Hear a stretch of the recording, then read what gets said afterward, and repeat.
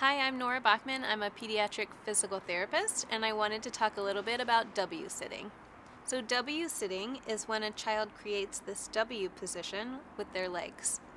Now, if your child is doing this off and on, they're moving through this W position when they're going in and out of other positions, that's not such a big deal. I become more concerned when a child's got a very strong preference for this position and isn't really spending time in other positions, particularly as they get older. It's typical to hang out here a little bit, but generally, some of the more preferred positions are a side sit, where both legs point in the same direction. And if you can, it's nice to see them doing some side sit in both directions. So again, you're not seeing a very strong preference.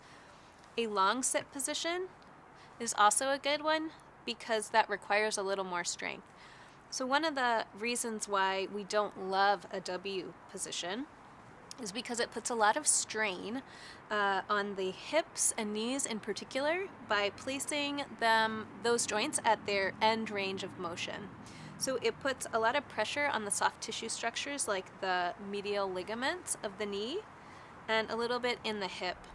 It also can indicate that there's a weakness, or for some reason the child's not really able to activate the core and trunk musculature to keep themselves upright. So having this kind of narrow base of support, the part of the body that's touching the ground, is harder than being out really wide like this.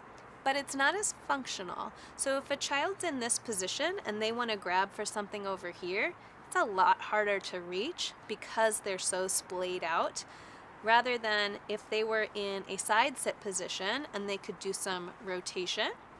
If they were in a short sit position where they're on a chair, long sit, kneeling, or even laying down, just changing it up a little bit.